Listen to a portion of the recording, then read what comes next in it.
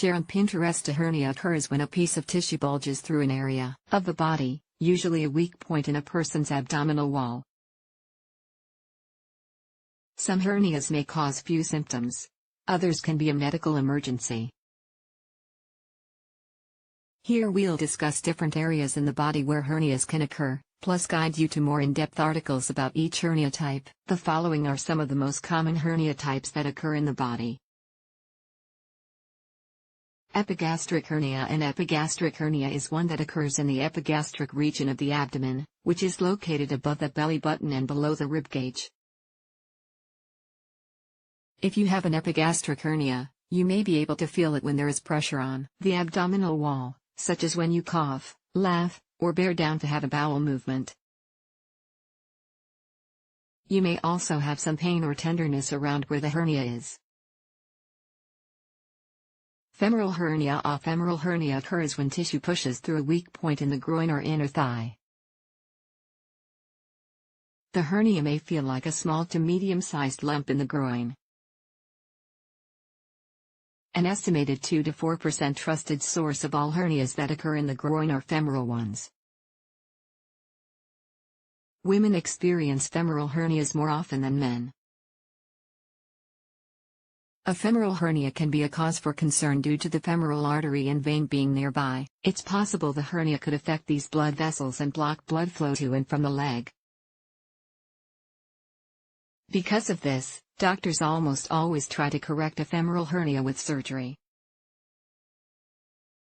Hiatal hernia. A hiatal hernia is a condition that occurs when a person's stomach bulges through a weak point in the diaphragm, a muscle that separates the lungs from the abdominal organs. If you have a hiatal hernia, you're more likely to have problems with acid reflux. Some people are born with a hiatal hernia, while others develop one as they age.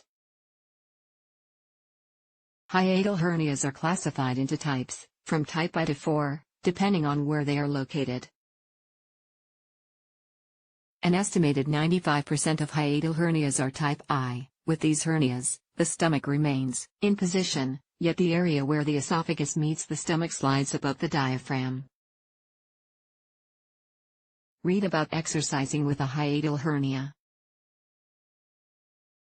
Incisional hernia. An incisional hernia can occur after a person has stomach surgery, which usually involves an incision down the middle of the stomach. If the surgical wound doesn't heal completely, that person can be more vulnerable to developing a hernia. Some doctors may use the terms ventral hernia and incisional hernia interchangeably. A ventral hernia refers to any hernia type that occurs along the midline of the stomach. However, not all ventral hernias are incisional hernias. Read about incisional hernias after cesarean delivery. Inguinal hernia. An inguinal hernia occurs when a portion of intestine or fat bulges through the lower stomach wall. The bulge usually goes through the inguinal canal, which is located in the groin area. An inguinal hernia can contain a portion of the small intestine in some people and even parts of the female reproductive organs in some women. According to the National Institute of Diabetes and Digestive and Kidney Diseases, inguinal hernias usually occur on the right side. They're also much more common in men. An estimated 27% of men and only 3% of women will develop an inguinal hernia in their lifetime. Sometimes it's difficult to tell the difference between a femoral and inguinal hernia. In men, an inguinal hernia can cause a bulge not only in the groin, but also in the scrotum. Read more on inguinal hernia and repair. Umbilical hernia. Umbilical hernias are those in which tissues in the body bulge through an area of weakness in the belly button area, umbilicus. According to the American College of Surgeons, an estimated 10% of all hernias in the stomach are umbilical hernias. This hernia type causes a visible bulge in or around the belly button that's usually worse when you cough or strain when having a bowel movement. Read about repair surgery for umbilical hernias.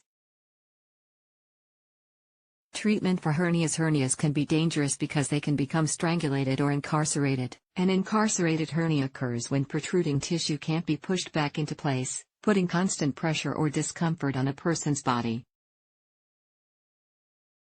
A strangulated hernia is a medical emergency because the area bulging through loses blood supply.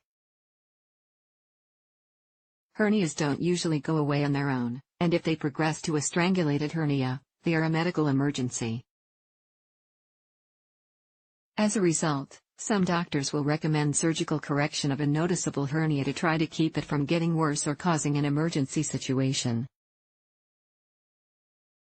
Otherwise, they may recommend watching the hernia to make sure it can always fit back through the abdominal wall. If a person has a known hernia and develops the following symptoms, they should seek immediate medical attention. Hernia prevention. Most people can't prevent a hernia. They occur due to a combination of genetic and medical history. However, there are a few things you can try to prevent a hernia. Maintain a healthy body weight, which puts less pressure on the abdominal wall. Refrain from smoking. Refrain from straining when lifting weights.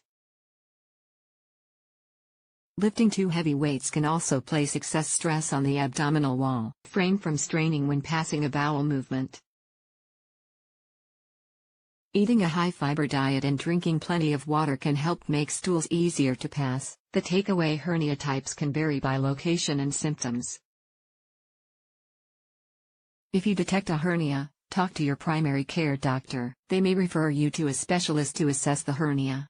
If your doctor doesn't recommend surgery, they will let you know what symptoms require emergency medical attention so you can be on the lookout for them.